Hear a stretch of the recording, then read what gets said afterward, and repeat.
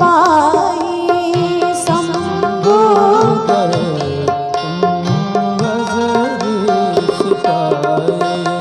शंग सती जग जननी भवानी संग सती जग जननी भवानी संग सती जग जननी भवानी पूजी सिया किलेश्वर जानी पूजी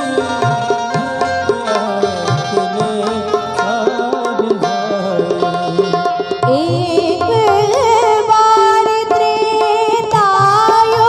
एक बार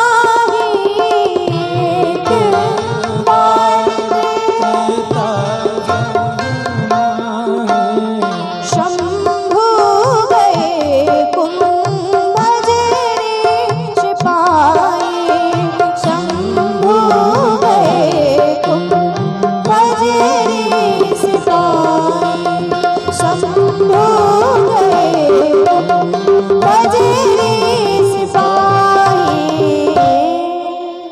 एक त्रेता युग में भगवान श्री भोलेनाथ कुंभज ऋषि के पास अगस्त जी के पास कथा सुनने के लिए गए।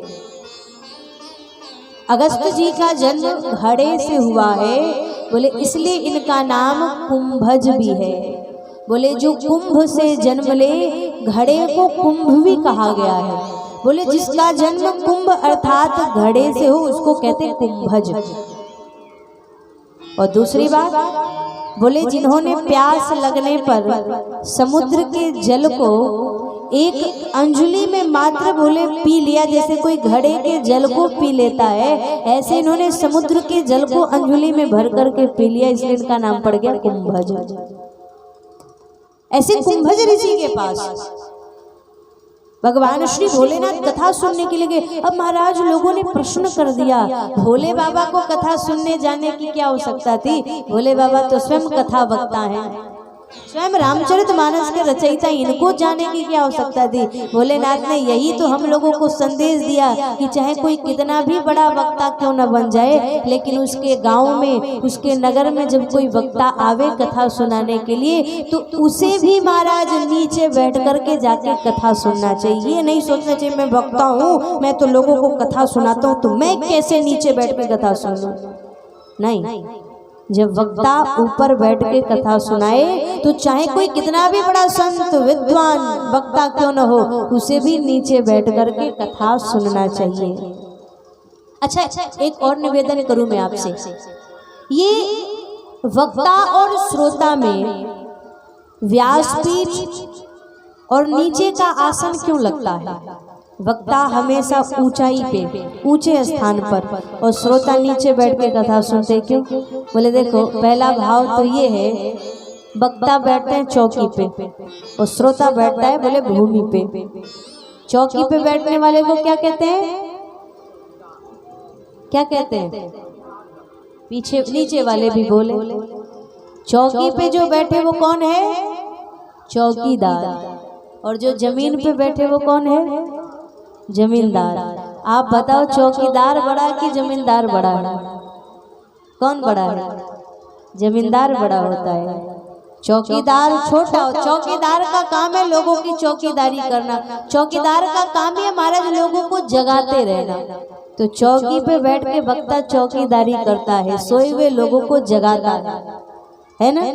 जो लोग सो गए हैं, बोले जो मोह में, जो काम में और क्रोध में सोए हैं, जो लोभ की रात्रि में सो रहे हैं, मोह निशा में जो सो रहे हैं, ऐसे लोगों को समय समय पे जगाने का काम बोले चौकी पे बैठ के चौकीदार रूपी वक्ता करते हैं। और श्रोता कौन है? बोले जमींदार है। गुरु का स्थान सदैव। महात्मा बुद्ध ने कहा बेटा तुमने कभी झरने का पानी पिया है? बोले जी गुरुदेव पिया है। तो ऊपर खड़े होकर के पिया है कि नीचे बैठकर पिया है? आनंद ने कहा गुरुजी नीचे बैठकर पिया है, क्योंकि झरने का जल तो ऊपर से गिरता है और पीने वाले को सदैव बोले नीचे रहना पड़ता है।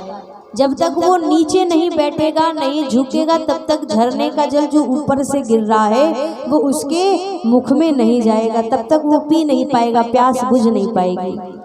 बोले झरने का पानी सदैव ऊपर से गिरता और पीने वाले को बोले नीचे खड़े होकर, नीचे बैठ कर के।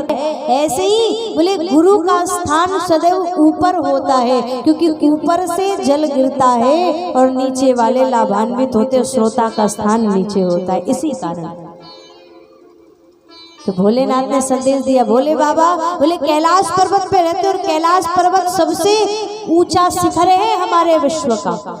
अगस्त्य जी महाराज दक्षिण भारत में रहते हैं और ये दक्षिण तो जो कैलाश पर्वत की ऊंचाई पे रहने वाले भोले बाबा हैं वो छोड़ करके दक्षिण भारत की गहराई में जाकर के बैठ गए, क्योंकि जब तक हम नीचे नहीं उतरेंगे, जब तक गहराई में नहीं बैठेंगे, तब तक ऊपर से गिरते हुए जल का स्वाद आनंद हम नहीं ले पाएंगे।